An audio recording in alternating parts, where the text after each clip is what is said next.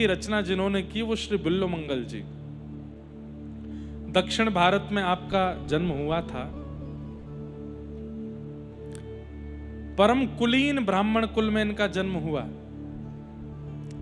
परंतु एक बार नदी पार करके पल्ली पार जब पहुंचे तो वहां एक वैश्या को इन्होंने देख लिया। इनका विवाह हो चुका था, लेकिन परम सुंदरी वैश्या को देख करके उस पर मन ऐसा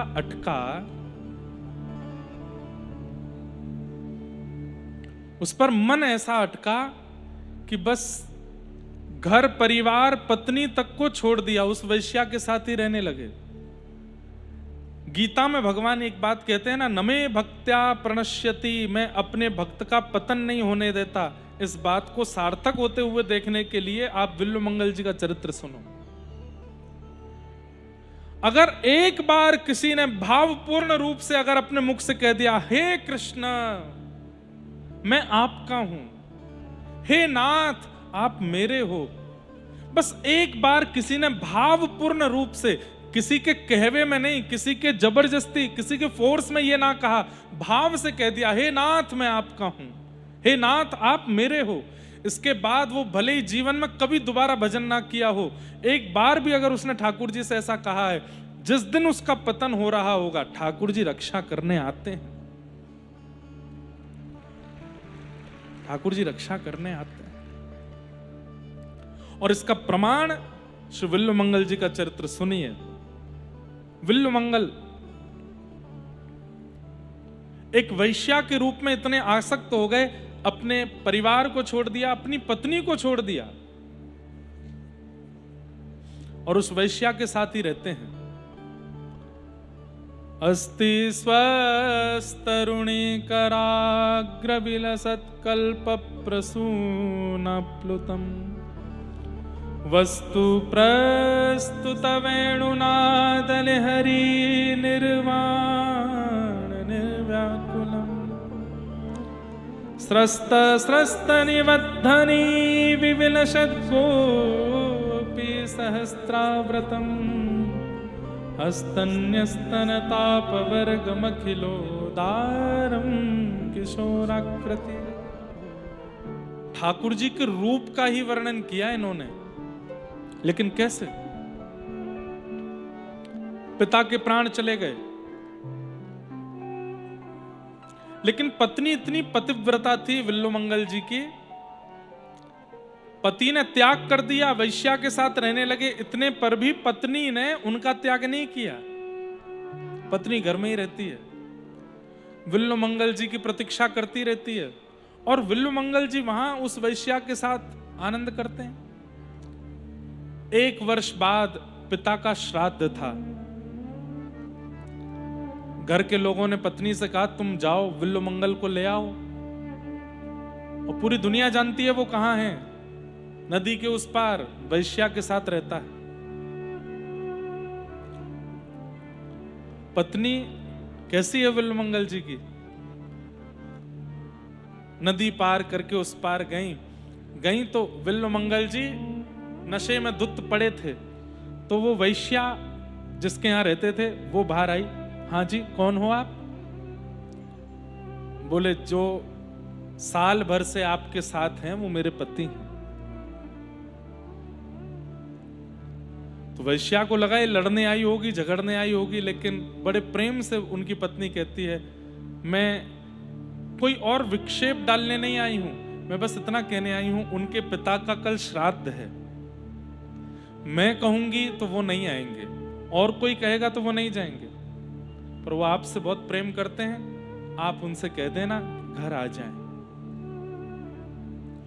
वो वैश्या का हृदय जैसे मानो पिघल गया हो, नेत्रों में आंसू भर आए, और उनकी पत्नी को देखकर के मानो वैश्या को लगा कि ये मेरी गुरु है, ये मेरी आदर्श है, कहां मैं केवल लोक रंजन में लगी रहती हूं, अपना जीवन पूरा निकाल दिया। एक ये पत्नी देखो, इतना दुष्ट निकृष्ट सब कुछ करने वाला पति इसका, लेकिन ये अभी भी उसकी कितनी विचार करती है, कितनी अधीन है अपने पति के। बिल्वमंगल को जब होश आया तो वैश्या ने डांटते हुए कहा, आज तुम्हारी पत्नी आई थी। बिल्वमंगल चिल्ला के बोले, वो क्यों आई थी यहां पर? बोले, तुम्हारे पिता का श्राद्ध है, बोलने आई थी कि चले जाना और तुम जाओगे कल अपने पिता का श्राद्ध करके आना। कितनी कितनी सुंदर बुद्धि वाली, कितने सुंदर स्वभाव वाली पत्नी है तुम्हारी, तुम उसको छोड़ के कैसे रह सकते हो यहाँ पे? ये आसक्ति शरीर के प्रति, रूप के प्रति, ये सब क्यों है तुम्हारी? कितनी श्रेष्ठ पत्नी है तुम्हारी। लेकिन जिस व्यक्ति के ऊपर काम सवार होता है, उसको काम क्या, कोई भी दोष जिसके ऊपर सवार होता है ना, उसकी बुद्धि काम नहीं करती। फिर वैश्या के कहने पर बिल्वमंगल चले गए, जाकर के अपने पिता का श्राद्ध किया। श्राद्ध कैसे कर रहे हैं? जल्दी जल्दी, कि जल्दी पूरा हो तो मैं जल्दी वापस से उसके पास जाऊं। पत्नी बगल में बैठी है, श्राद्ध आदि क्रम करवा रही है, लेकिन पत्नी को देखा भी नहीं एक भी बार। और जल्दी श्राद्ध क्रम करा के ब्राह्मणों को दान दक्षिणा देके और तुरंत निकल पड़े। पत्नी ने कहा, बाहर बहुत तूफान आ रहा है, बहुत तेज बारिश, बिजली कड़क रही है, नदी में भी तूफान होगा, आज रात्रि यहीं रुक जाइए, कल चले जाइएगा। लेकिन बिल्वमंगल जी ने कोई उत्तर नहीं दिया। बोले, तुम घर किवाड़ बंद कर लो, मैं जाता हूं। निकल पड़े। पत्नी कैसे ऐसे जाने दे, तो इतना तूफान है, कुछ हो जाएगा। पीछे पीछे गई। इतने आतुर थे उस वैश्या के पास जाने के लिए कि नदी में कूद गए। गहरी नदी, तूफान आ रहा था, बिजली कड़क रही थी, बारिश हो रही थी, हवाएं चल रही थी। अपने पति को कूदता देख पत्नी सराहनी का वो भी कूद गई। और बस नदी के अंदर जाके बिल्वमंगल जी डूब रहे थे, उनको बचाने लगी पत्नी। और नदी पार करने के लोभ में अपनी पत्नी का ही सहारा ले लिया, उसी के ऊपर ही उसका सिर और उसका हाथ पकड़ करके बस कैसे भी पार निकलने लगे, जिसके कारण प्राण छूट गए पत्नी के। और ये भी नहीं कि किसका हाथ मैंने पकड़ा था, किसके सिर को मैं नीचे दबा रहा था ऊपर आने के लिए, उसको तो बाहर निकालूं। ऐसा काम सवार था सिर पर कि देखा भी नहीं पीछे मुड़ के कौन है, पार पहुंच के चलते बने। जैसे ही पहुंचे, उस वैश्या ने द्वार खोला। उसने कहा, तुम आ गए? ये तो रात हो गई है, तुम्हारे पिताजी का श्राद्ध था, आज तुम घर रुकने वाले थे, तुम्हारी पत्नी आई थी, तुम क्यों आ गए? तुम्हें देखे बिना रहा नहीं जा रहा था, तुम्हारी बहुत याद आ रही थी, इसलिए दौड़ा चला आया। अरे अपनी स्थिति तो देखो, अपनी हालत देखो, और इतने तूफान में तुमने नदी पार कैसे की? बोले, तुमने कोई नौका भेजी थी ना मेरे लिए, वो एक नौका जैसे नीचे आई थी, बस उसी पर चढ़ के आ गया। बोले, मैंने कोई नौका नहीं भेजी, चलो देखो। तो जा करके देखा तो नदी के किनारे पर पत्नी मरी पड़ी थी। वैश्या ने इतना डांटा, अरे तुम कैसे व्यक्ति हो, अपने पिता के श्राद्ध की रात्रि पर भी घर नहीं रुके, इतने रूप में और इतने शरीर में आसक्त हो कि दौड़े चले आए, नदी में कूद गए। तुम्हारी पत्नी तुम्हारी रक्षा के लिए कूदी थी, तुम उसके ऊपर चढ़ करके उसको डुबा करके यहां चले आए, और तुम्हारे मन में एक बार भी नहीं आया कि पीछे मुड़ के देख तो लूं कौन था।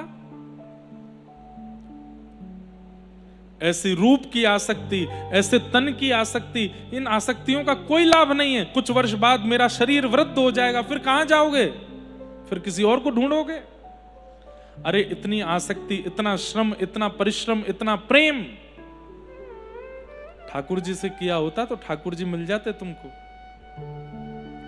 पाप कर चुके हो तुम, अनंत पापों का बोझ है तुम्हारे सिर पर, अब मैं तुम्हारा त्याग करती हूं, आज के बाद मेरे साथ मत रहना। और तुम्हारी पत्नी एक बार का उसका दर्शन मुझे इतनी शिक्षा देकर के चला गया है, तुम्हारी पत्नी को ही गुरु रूप मान करके मैं भी अब भजन में जा रही हूं, मैं भी अपना वैश्या रूप जो है उसका त्याग कर रही हूं। चली गई। रोते रहे नदी के किनारे बैठे बैठे। तब जीवन की सच्चाई पता चली। बंधुओं देखो, एक बात सुनिएगा, जैसे बिजली का तार होता है ना, स्विच ऑन करने पर उसमें करंट का संचार होता है। अब अगर बिजली के तार के अंतिम छोर से किसी बल्ब को स्पर्श करा दोगे तो प्रकाश हो जाएगा, लेकिन उसी बिजली के तार के अंतिम छोर को किसी व्यक्ति से छुपा दोगे तो मर जाएगा।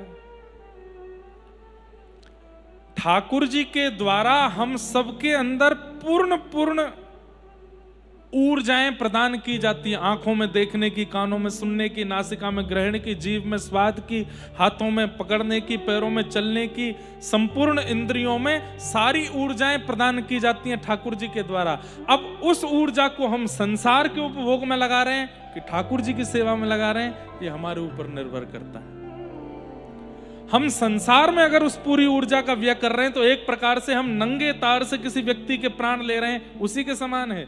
लेकिन उसी ऊर्जा को हम भक्ति में लगा रहे हैं, ठाकुर जी की प्राप्ति में लगा रहे हैं, तो एक प्रकार से हम अंधेरे में उजाला कर रहे हैं उस तार को बल्ब से छुपा के।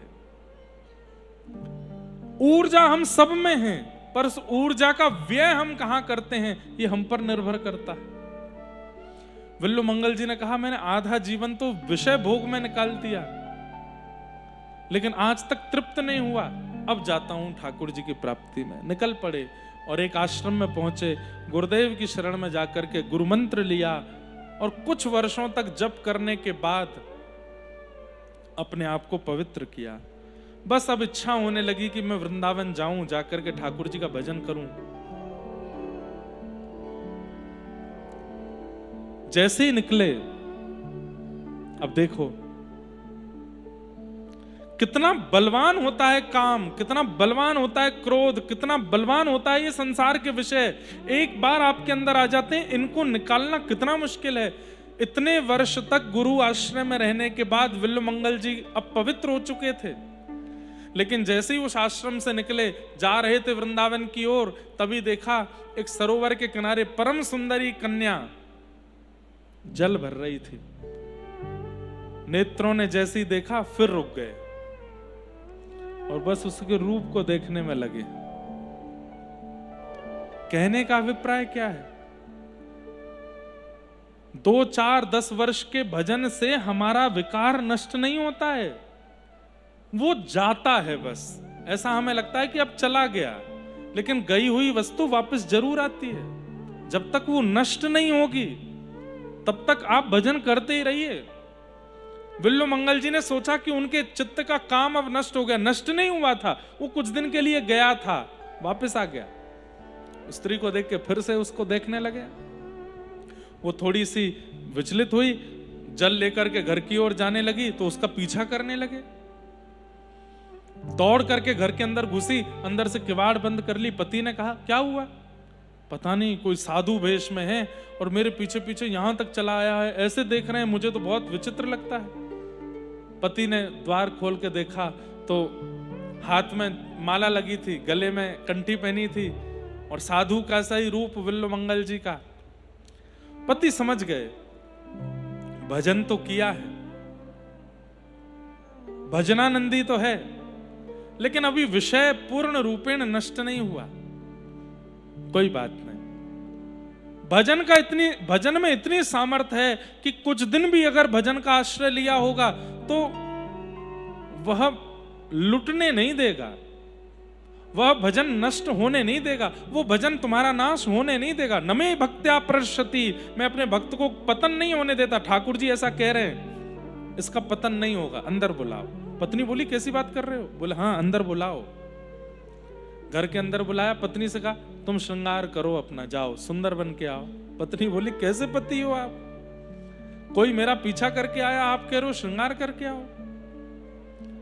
बोले, अगर इसने भजन किया होगा तो ये बचेगा, और अगर इसके भजन में कमी होगी तो आज इसका स्पष्टीकरण इसी को हो जाएगा कि ये किस स्थिति में। घर में बुलाया, उसकी खूब सेवा की, भोजन प्रसाद पवाया। विल्लु मंगल जी बोले, अब मेरा मन है कि मैं आपके घर में ही थोड़ा निवास कर लूं, थोड़ा आराम कर लूं। तो उस कन्या के पति ने कहा, हमारे कक्ष में थोड़ा सो लीजिए। कक्ष में गए, उस स्त्री से बोले, सुनो थोड़ा जल लेके आना। तो विल्लु मंगल जी ने कहा, तो जल लेने के लिए गई। जैसे विल्वमंगल जी के पास आई, उसके रूप को देख करके अचानक से विल्वमंगल जी के नेत्र बंद हुए और अपना पूर्व का जो स्वरूप था वो याद आया। यही हुआ था पहले भी, किसी के रूप में आसक्त होकर के मैंने सब नष्ट किया, सब बर्बाद किया, अंततो गत्वा सब कुछ नष्ट करके अपनी पत्नी का त्याग करवा के पिता की हत्या भी मेरे ही कारण हुई। आज मैं जैसे तैसे संभल करके सुधरा और आज फिर उसी स्थिति में जा रहा हूं, फिर से किसी के रूप में आसक्त हो रहा हूं। अब नहीं विल्वमंगल, अब नहीं। एक बार तू अपना पतन कर चुका है। और एक बात याद रखिएगा बंधुओं, एक बार पतन हुआ, संभल गए, ठीक है, लेकिन संभलने के बाद दोबारा गिरे फिर नहीं उठ पाओगे। एक बार गिर करके उठा जा सकता है इस संसार में, लेकिन दूसरी बार गिर के नहीं उठा जा सकता। दूसरी बार गिरे तो फिर गिर ही जाओगे। इसलिए जो युवा भाई बहन यहां बैठे हैं, अभी आप युवा हो, आपके अंदर खूब ऊर्जा है, संसार के विषयों को भोगने का खूब बल है आपके पास। अभी आप किसी के रोकने से, बताने से भी नहीं रोकोगे, लेकिन एक बार पतन हो और तब यदि आत्मग्लानि हो कि मैंने गलत किया, उसी समय उठ खड़े होना। और उसके बाद जब खड़े हो तो याद रखना दोबारा नहीं करना, क्योंकि दोबारा यदि गिरे फिर नहीं संभल पाओगे।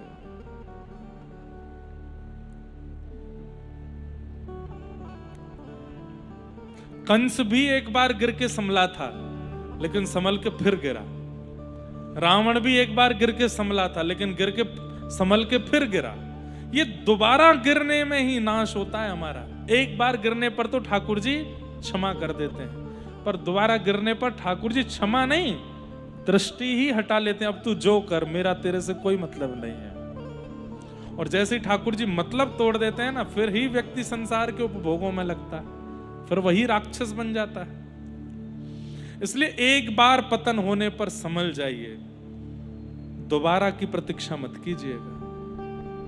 विल्वमंगल जी को आज उसका रूप देख करके देखते देखते मन में आया, तुरंत नेत्र बंद हो गए। नहीं विल्वमंगल, तू एक बार अपना पतन कर चुका है, दोबारा नहीं।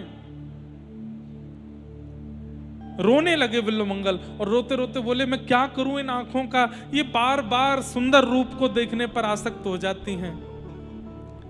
तुरंत नेत्र खोल के, लाल पड़े हैं नेत्र, अश्रु गिर रहे हैं, उस युवती से बोले, सुनो मेरी सेवा करोगी? बोले हाँ। तो सुई लेकर के आओ। क्या करेंगे आप? बोले लेके आओ ना। दुई से सुई लेकर के आई। सोचूं विचारूं कुछ करूं, नहीं, जैसे ही सुई ला करके दी, ले करके तुरंत अपनी दोनों आंखें फोड़ दी विल्वमंगल जी ने। मेरे पतन करने में मेरे शरीर का जो अंग मुझे ठाकुर जी से मिलने में रोक रहा है, मैं उसे जीवित नहीं रखूंगा। फोड़ दी दोनों आंखें। बंधुओं, जीवन में जो दोष भगवत मिलन में बाधा बने, उस दोष का विषवत त्याग कर दीजिए तुरंत।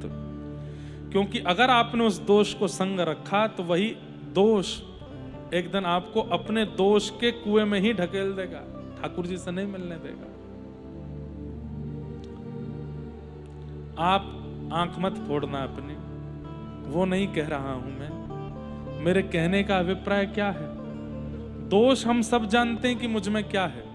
मुझ में दृष्टि का दोष है, मुझ में बोलने का दोष है, मुझ में सुनने का दोष है। दूसरों की चार लोग क्या बात कर रहे हैं सुनने में मुझे बड़ा अच्छा लगता है। हाँ, इसकी निंदा, उसकी स्तुति, इसके बारे में ये मुझे सुनना बहुत अच्छा लगता है। और फिर सुन के वहां बता देना इसमें बड़ी चुगली करने में अच्छा। सबको पता है मेरे अंदर दोष क्या है। उस दोष का आज ही त्याग करो, क्योंकि वो दोष ही कारण है जो भगवत मिलन में बाधा बन रहा है। विल्वमंगल जी ने नेत्र फोड़ लिए और नेत्र फोड़ करके ले ली लठिया हाथ में। वो तो बेहोश हो गई युवती सामने। ये क्या, कितना कितना विभत्स रूप देखने को मिला मुझे।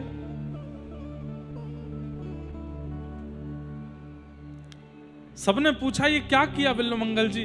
बोले कि भैया अब संसार को नहीं देखूंगा, इन नेत्रों को पाके जिनको देखना चाहिए अब उन्हीं को देखूंगा। और उनको देखने के लिए नेत्रों की आवश्यकता नहीं है, वो सामने आ जाएंगे तो नेत्र अपने आप खुल जाएंगे। जितना संसार को देखने दिया देख लिया मैंने, अब नेत्रों की आवश्यकता नहीं है, अब तो ऐसे ही चलूंगा।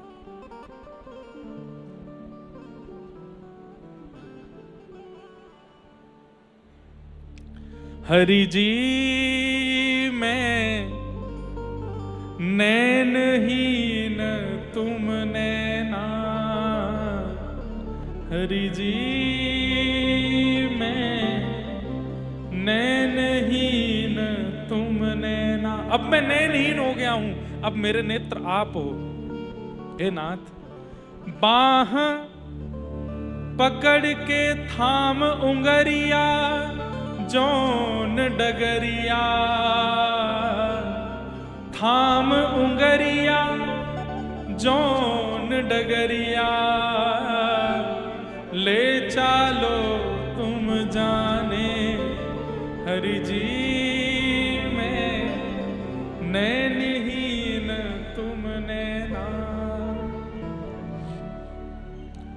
हे नाथ, अब मेरे नेत्र चले गए हैं, थाम उंगरिया जौन डगरिया, ले जानो तुम चाहे। आप जहां ले जाओगे अब वहां चलूंगा। वृंदावन पहुंच गए और वृंदावन जाकर के कदम्ब की छैया, यमुना जी का स्पर्श, रज का स्पर्श, अब नेत्र नहीं है, केवल तन से स्पर्श करके अनुभव कर रहे हैं उस भाव का। और करते करते एक दिन स्थिति आई, एक स्पर्श हुआ अंग को, जिस स्पर्श से संपूर्ण अंग पुलकित हो गया। स्पर्श करके बोले कौन हो, तो मानो बोलने लगे अरे मैं यहीं ब्रज को एक बाबा हूं। बोले नहीं, मुझे बहुत लोगों ने स्पर्श किया पर ऐसा अनुभव पहले कभी नहीं हुआ। तुरंत विल्वमंगल जी ने पकड़ लिया, बोले कौन हो, तुम्हारा स्पर्श मुझे अत्यंत प्रेम, अत्यंत भाव में विभोर कर रहा है, जल्दी बताओ तुम कौन हो। इतने में ही त्रिभंग लली श्याम सुंदर प्रकट हो गए। विल्वमंगल, मैं हूं जिसको देखने के लिए तुम तरस रहे हो। हे नाथ, अब देरी मत करो, नेत्र प्रकट कर दो। ठाकुर जी ने तुरंत नेत्रों पर हाथ रखे, फूटे हुए चक्षु विल्वमंगल जी के प्रकट हो गए और त्रिभंग लली श्याम सुंदर के मनोहर मधुर रूप का दर्शन उन्होंने कर लिया। आहा।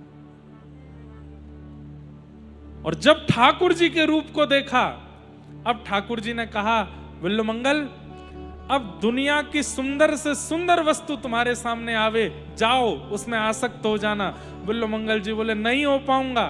क्यों? इतने सुंदर दृश्य को देखने के बाद, इतने सुंदर रूप को देखने के बाद अब संसार की हर वस्तु फीकी लग रही है नाथ, आपसे सुंदर कोई नहीं है। तब उन्होंने ग्रंथ कृष्ण करणामृत ग्रंथ की रचना की, जिसमें केवल भगवान के रूप का ही वर्णन किया है।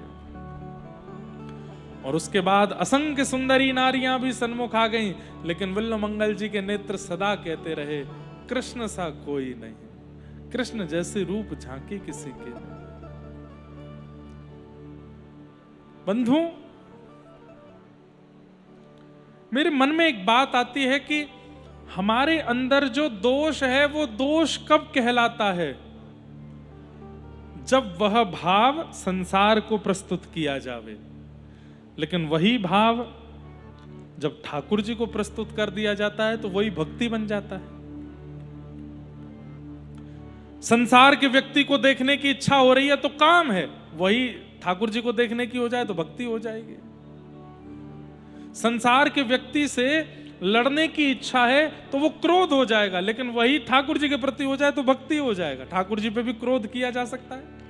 क्रोध कैसे? जैसे जनाबाई करती थी, जैसे मीराबाई करती थी, जैसे सूरदास करते थे, सब भक्तों ने भी ठाकुर जी पे क्रोध किया। मतलब वो दोष कब कहलाता है? जब वो संसार में हो, लेकिन वही ठाकुर जी में हो जाए तो भक्ति हो जाता है। ऐसे विल्वमंगल।